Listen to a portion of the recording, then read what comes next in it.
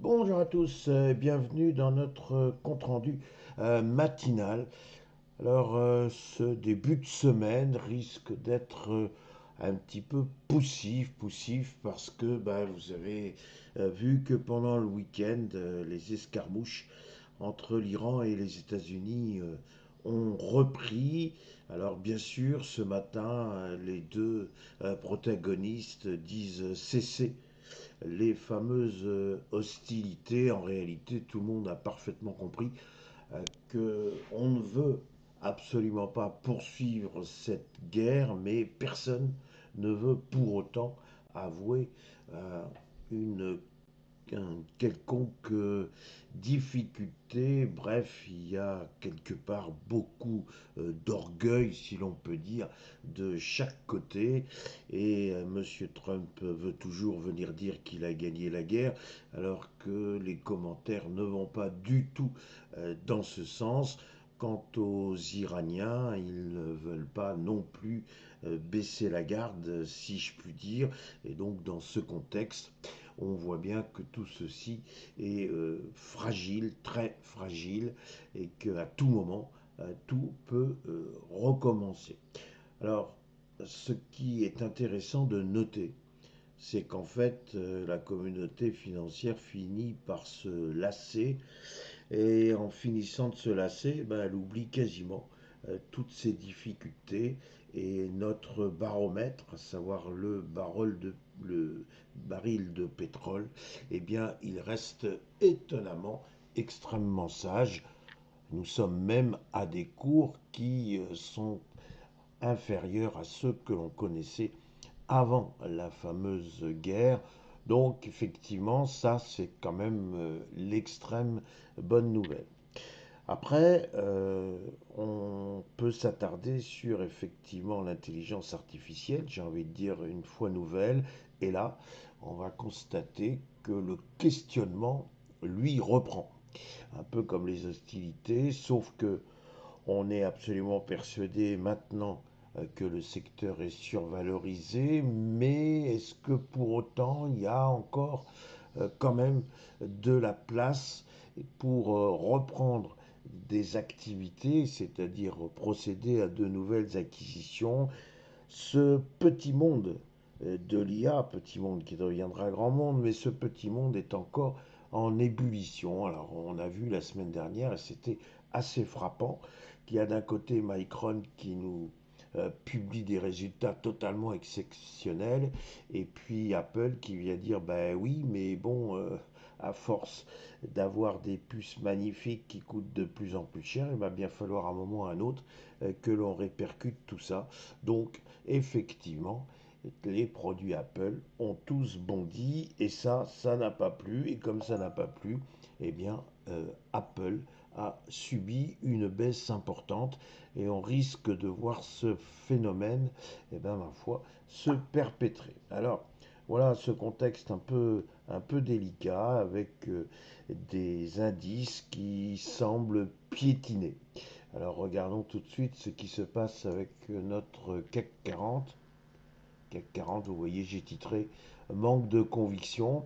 Et on voit bien que le CAC 40 est là, il tourne aux alentours des 8400 points. Et vendredi, il a même un petit peu perdu. Il est là, passera pas. Et visiblement, ces hésitations pourraient bien nous conduire à de nouveau tester cette fois le support des 8300 points, à tout le moins. Le CAC 40 s'est enfermé entre 8300 et 8400 points. Et donc, ce n'est peut-être pas le moment pour procéder en masse à des acquisitions, car encore une fois, le contexte devient extrêmement fragile. Si maintenant j'en viens à mon S&P 500, vous pouvez constater que c'est quasiment, d'ailleurs c'est curieux, quasiment la même situation que sur le CAC 40. On est aux portes des 7350 points.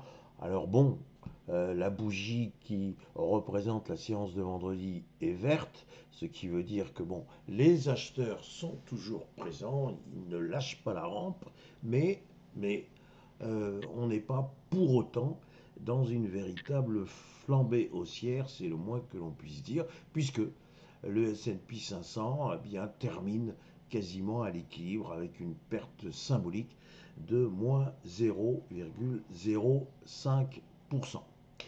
Alors cette semaine, eh bien, il y aura une réunion, notamment au Portugal, avec tous les gens importants, influents au niveau des banques centrales. Donc on en saura peut-être un petit peu plus, bien que l'on puisse maintenant comprendre qu'en réalité l'inflation est devenue un peu le maître mot pour les banques centrales. Et il est évident que l'on suivra ce que pourrait dire le nouveau gouverneur de la Fed, M. Kevin Warsh, et quel est finalement son sentiment par rapport à cette inflation qui est importante aux États-Unis. Est-ce que l'on va véritablement vers une hausse des taux en septembre? Est-ce qu'il va nous dire que c'est peut-être pas la peine de se précipiter, qu'on peut encore un peu attendre, donc on attendrait au mois de décembre? Ce qui maintenant semble totalement certain, c'est qu'il ne viendra pas dire qu'il y aura une baisse des taux d'ici la fin de l'année. Donc dans ce contexte, on va regarder notre S&P 500 pour savoir s'il veut rebondir au-dessus des 7350 points. Dans ce cas-là, on pourrait de nouveau viser les 7500 points avec, encore une fois, vous le voyez bien ici, un gap qui reste à combler.